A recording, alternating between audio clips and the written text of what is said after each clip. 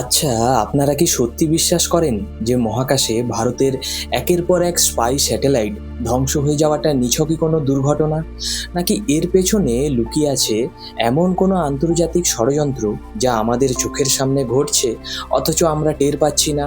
নমস্কার বন্ধুরা, একটু গভীরভাবে ভাবুন তো। গত 18 মাসে ভারতের স্পেস এবং ডিফেন্স সেক্টরে এমন কিছু ঘটনা ঘটেছে যা সাধারণ কোনো কোইন্সিডেন্স হতে পারেই না। পিএসএলভি রকেটের থার্ড স্টেজ অ্যানোমালি, ডিআরডিওর অতি গুরুত্বপূর্ণ অন্বেষা, এইসব স্যাটেলাইটের ধ্বংস, আর এবার ভারতের স্বপ্নের মিশন দৃষ্টি, যা স্পেস থেকে হারিয়ে গেল। অফিসিয়াল বয়ান বলছে সৌরঝড় বা সোলার স্টর্ম, কিন্তু লঞ্চ হওয়ার ঠিক এক সপ্তাহ পর থেকেই এই স্যাটেলাইটটি কেন মহাকাশে কন্ট্রোল হারিয়ে লাটিমের মতো ঘুরতে শুরু করেছিল? সোলার স্টর্ম তো পরে এসেছে, তার আগে থেকেই স্যাটেলাইটের অ্যাটিটিউড কন্ট্রোল ফেল করলো কিভাবে? সাপ্লাই চেইনের মধ্যে দিয়ে কি ভারতের কোনো শত্রু রাষ্ট্র অন্তর্ঘাত বা স্যাবোটেজ চালাচ্ছে? স্বয়ং ভারতের জাতীয় নিরাপত্তা উপদেষ্টা অজিত ডোভাল মহাশয়কে কেন স্পেস সেন্টারে ছুটে যেতে হলো সেদিন? আজকের এই ভিডিওতে আমরা পলিটিক্যালি কোনো কথা বলবো না, আজ হবে ডাইরেক্ট অ্যানালাইসিস। মিশন দৃষ্টির ধ্বংসের আসল কারণ, অপটোসার টেকনোলজির পেছনের রহস্য এবং ভারতের স্পেস ডিফেন্সকে পঙ্গু করবার এই যে সম্ভাব্য ষড়যন্ত্রের প্রতিটি পরত আজ আমরা খুলব। ভিডিওটি শেষ পর্যন্ত দেখবেন, কারণ আজকের ডেটা আপনার রাতের ঘুম উড়িয়ে দিতে পারে। প্রথমে আসুন এই মিশন দৃষ্টি জিনিসটা আসলে কি তার একেবারে গভীরে যাই। আপনারা শুধু শুনেছেন এটা একটা স্যাটেলাইট, কিন্তু না, এটা শুধুমাত্র একটা স্যাটেলাইট ছিল না, এটা ছিল ভারতের মহাকাশ গবেষণার ইতিহাসের সব থেকে বড় ব্রহ্মাস্ত্র। আর ঠিক এই কারণেই পাকিস্তান এবং চীনের ডিফেন্স মিনিস্ট্রিতে এই স্যাটেলাইট লঞ্চ হওয়ার পর থেকেই রীতিমতো কাঁপুনি ধরে গিয়েছিল। বন্ধুরা, একটু লজিক্যালি ভাবুন, সারা বিশ্ব, এমনকি নাসা, ইএসএ বা রাশিয়ার রসকসমস যে জিনিসটা আজ পর্যন্ত করে উঠতে পারেনি, সেটা বেঙ্গালুরুর একটা ছোট্ট প্রাইভেট স্টার্টআপ গ্যালাক্সি কোম্পানি করে দেখিয়ে দিল। আইআইটি মাদ্রাজের ল্যাব থেকে উঠে আসা এই তরুণ বিজ্ঞানীদের মস্তিষ্ক এমন এক অসম্ভবকে সম্ভব করেছিল যা মহাশূন্যে যুদ্ধের নিয়মটাই বদলে দিচ্ছিল। আপনারা প্রশ্ন করতে পারেন, এই অপটোসার ব্যাপারটা নিয়ে এত মাতামাতি কেন? এর মধ্যে এমন কি ম্যাজিক আছে? সহজ ভাষায় বলতে গেলে, একটা স্যাটেলাইটের মধ্যে দুটি সম্পূর্ণ ভিন্ন প্রজাতির, এমনকি একে অপরের বিরোধী শক্তির সেন্সরকে একসাথে জুড়ে দেওয়া হয়। কল্পনা করুন, একটা ঈগল পাখির তীক্ষ্ণ দৃষ্টি আর একটা বাদুড়ের অন্ধকারে দেখবার র্যাডার ক্ষমতা, দুটোকে যদি একটা চোখের মধ্যে বসিয়ে দেওয়া হয়, কেমন হবে? ঠিক সেটাই হলো অপটোসার, ইলেকট্রো অপটিক্যাল সেন্সর। এটি হলো স্যাটেলাইটের অপটিক্যাল চোখ বা হাই রেজলিউশন ক্যামেরা। দিনের আলোতে এটি দারুণ পরিষ্কার ছবি তুলতে পারে, শত্রুর বাংকারের সাইজ, গাড়ির মডেল সব নিখুঁতভাবে দেখাবে। কিন্তু এর একটা বিশাল দুর্বলতা আছে, মেঘ থাকলে, কুয়াশা পড়লে বা রাতের অন্ধকারে এটি একেবারেই অন্ধ। আর ঠিক এই সুযোগটাই নেয় সন্ত্রাসবাদীরা বা বর্ডারের ওপরে থাকা চীনারা। দ্বিতীয়টি হলো সিনথেটিক অ্যাপারচার র্যাডার। এখানে আসে আসল গেম চেঞ্জার। এই র্যাডার সিস্টেম কোনো আলোর ওপরে নির্ভর করে না, এটি মহাকাশ থেকে সরাসরি রেডিও বা রাডার পালস পাঠায় পৃথিবীর বুকে। ঘোর অন্ধকার রাত হোক, হিমালয়ের বুক চিরে আসা ঘন কুয়াশা হোক বা মেঘের পুরু আস্তরণ, এই পালস সবকিছু ভেদ করে শত্রুর লুকিয়ে থাকা বাংকার বা আর্টিলারি এক্স রে ইমেজের মাধ্যমে ছবি তুলে আনতে পারে। এবার আপনাদের মনে প্রশ্ন জাগতে পারে, আচ্ছা, সেন্সর দুটো এতই যখন কাজের, তাহলে এতদিন আমেরিকা বা চীন এগুলোকে একসাথে একটা স্যাটেলাইটে বসায়নি কেন? কারণটা শুনলে বুঝবেন আমাদের বিজ্ঞানীরা কতটা জিনিয়াস। আজ পর্যন্ত সারা বিশ্ব অপটিক্যাল স্যাটেলাইটে আর র্যাডার স্যাটেলাইটে আলাদা আলাদা লঞ্চ করে এসেছে, কারণ এই দুটোকে একসাথে চালানো মানে একটা চলন্ত বোমাকে কন্ট্রোল করা। রাডার সিস্টেম হলো প্রচণ্ড পাওয়ার হাংরি। এটি যখন পালস পাঠায় তখন প্রচুর তাপ উৎপন্ন হয়, স্যাটেলাইটটি আক্ষরিক অর্থেই গরম উনুন হয়ে যায়। থার্মাল ও ভাইব্রেশন ইস্যু, অর্থাৎ অন্যদিকে অপটিক্যাল ক্যামেরায় ছবি তোলার জন্য দরকার পিন ড্রপ সাইলেন্স বা সম্পূর্ণ স্থিরতা, অর্থাৎ ভাইব্রেশন ফ্রি এনভায়রনমেন্ট। একটু কাঁপুনি বা তাপমাত্রার হেরফের হলেই অপটিক্যাল সেন্সর ব্লার বা ঘোলা হয়ে যাবে। ভাবতে পারছেন চ্যালেঞ্জটা? একদিকে প্রচণ্ড তাপ ও ভাইব্রেশন তৈরি করা রাডার, অন্যদিকে চরম স্থিরতা চাওয়া ক্যামেরা। দুটোকে একটা ছোট্ট স্পেসক্রাফটের মধ্যে একসাথে ফিট করা ছিল ইঞ্জিনিয়ারিংয়ের সব থেকে বড় দুঃস্বপ্ন। কিন্তু আমাদের গ্যালাক্সির বিজ্ঞানীরা সেই থার্মাল স্টেবিলিটি বা ভাইব্রেশন আইসোলেশন টেকনোলজি ক্র্যাক করে ফেলেছিল। আর এখানেই শেষ নয়, আধুনিক যুদ্ধক্ষেত্রে আসল খেলাটা হয় সময়ের। আমেরিকা বা চীনের সিস্টেম কিভাবে কাজ করে জানেন? জানেন? ওদের অপটিক্যাল স্যাটেলাইট একটা অরবিট থেকে ছবি তোলে আর র্যাডার স্যাটেলাইটে অন্য অরবিট থেকে স্ক্যান করে। এরপর সেই দুটো আলাদা ডেটা পৃথিবীতে থাকা গ্রাউন্ড স্টেশনে পাঠানো হয়। গ্রাউন্ড স্টেশনে বসে সুপার কম্পিউটার দিয়ে সেই দুটো ছবিকে মিলিয়ে অর্থাৎ ডেটা ফিউশন করে একটা কমপ্লিট পিকচার তৈরি করা হয়। এতে অনেক সময় লাগে, কখনো কয়েক ঘন্টা, কখনো পুরো একটা দিন। আর বর্ডারে 1 ঘন্টা মানেই শত্রুর লোকেশন চেঞ্জ। কিন্তু আমাদের মিশন দৃষ্টি কি করলো? একই স্যাটেলাইটে দুটো সেন্সর, মহাকাশ থেকেই একই অরবিট থেকে একই সাথে একই টার্গেটের রাডার এবং অপটিক্যাল ছবি তোলা।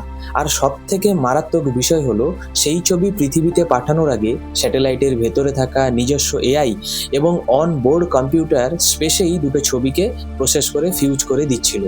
আপনি এর মানেটা বুঝতে পারছেন? ধরুন পিওকে অর্থাৎ পাক অকুপাইড কাশ্মীরে অমাবস্যা রাতে মেঘের আড়ালে একটা জঙ্গি লঞ্চ প্যাড অ্যাক্টিভ করলো, কিন্তু অরুণাচল বর্ডারে চীন চুপি চুপি তাদের ট্যাঙ্কও মুভ করাচ্ছে একসাথে। দৃষ্টি রাডার ভেদ করে সেই মুভমেন্ট ধরবে, অপটিক্যাল সেন্সর ডেটা নেবে আর এআই এর সাথে সেটাকে প্রসেস করে একটা রেডিমেড ট্যাকটিক্যাল ম্যাপ রিয়েল টাইমে সোজা ইন্ডিয়ান আর্মির বেস ক্যাম্পে পাঠিয়ে দেবে।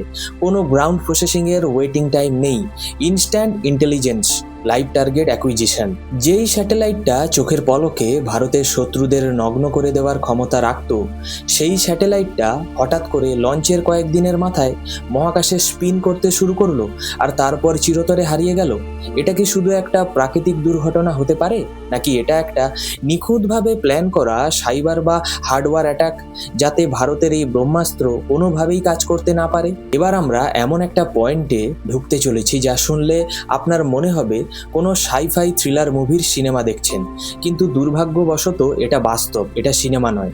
দিনটা ছিল 3রা মে 2026। আমেরিকার মাটি থেকে স্পেস এক্স ফ্যালকন 9 রকেটে চেপে বুক ফুলিয়ে মহাকাশে পাড়ি দিল আমাদের স্বপ্নের মিশন দৃষ্টি।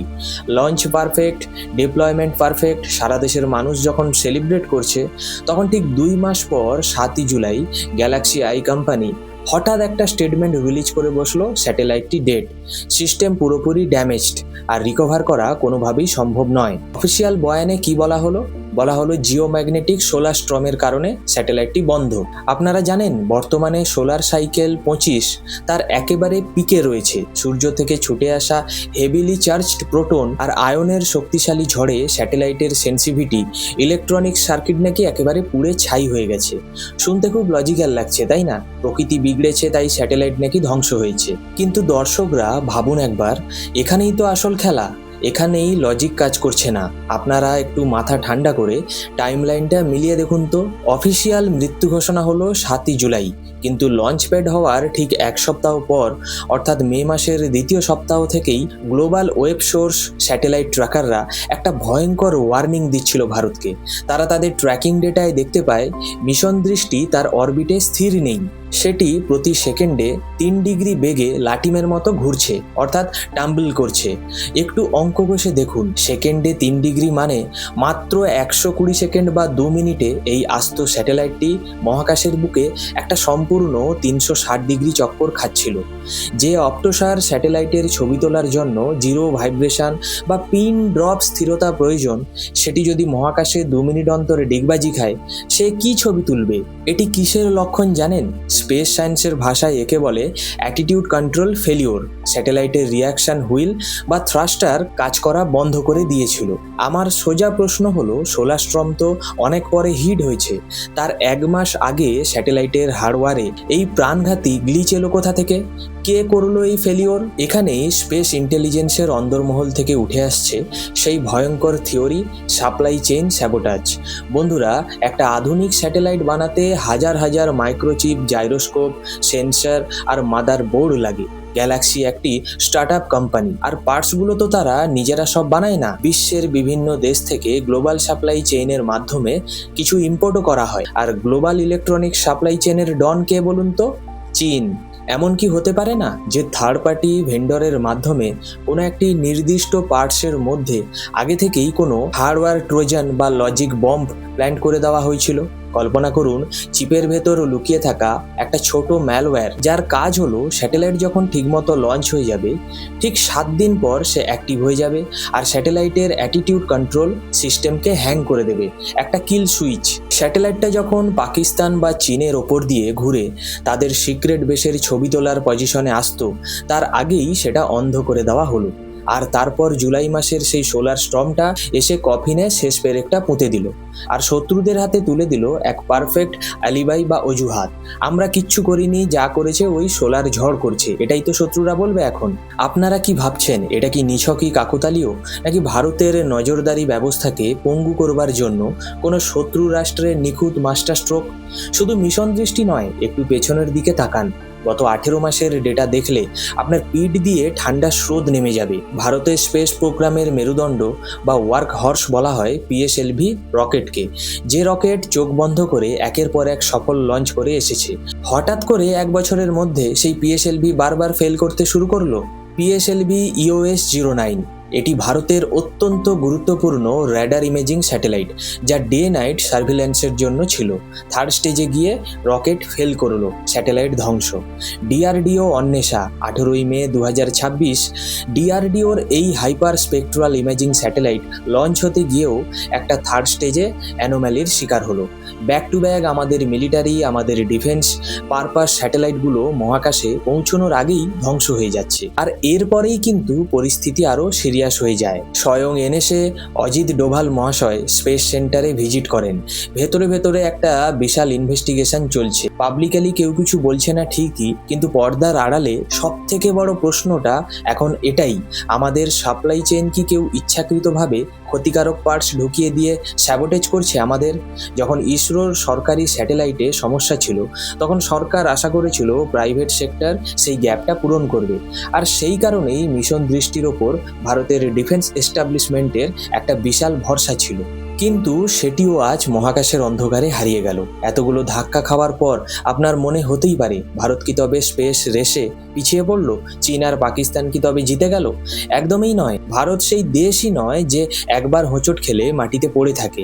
ভারত জানে কিভাবে ছাই থেকে ফিনিক্স পাখির মতো উড়ে আসতে হয়। ফেলিওর থেকে আমরা যে শিক্ষাগুলো পেয়েছি, সেগুলো আমাদের আগামী দিনের ব্রহ্মাস্ত্র হতে চলেছে। পিএসএলভিতে কারেকশন করতে হবে, অর্থাৎ 3rd স্টেজে যে সমস্যাগুলো হচ্ছিল ইসরো তা আইডেন্টিফাই করে পুরোপুরি সলভ করে ফেলেছে। শুধু তাই নয়, পিএসএলভি রকেট বানানোর টেকনোলজি এখন প্রাইভেট সেক্টরকেও ট্রান্সফার করা হয়েছে। এই মাসেই আবার নতুন পিএসএলভি সগর্বে মহাকাশের দিকে উড়ান দেবে। রেডিয়েশন হারভেনিং অর্থাৎ গ্যালাক্সি আই স্পষ্ট জানিয়ে দিয়েছে এই ক্ষতি থেকে তারা বিশাল শিক্ষা নিয়েছে। সোলার সাইকেল 25 যেহেতু তার পিকে আছে, তাই আগামী প্রজন্মের অপ্টোসার স্যাটেলাইটগুলোতে আরও হেভি রেডিয়েশন শিল্ডিং বা হার্ডেনিং করা হবে। মিশন দৃষ্টি ধ্বংস হয়েছে ঠিকই, কিন্তু গ্যালাক্সির রোডম্যাপ বিন্দুমাত্র বদলায়নি। আগামী 24 মাসের মধ্যে আরও 2টি নতুন অপ্টোসার স্যাটেলাইট লঞ্চ হতে চলেছে।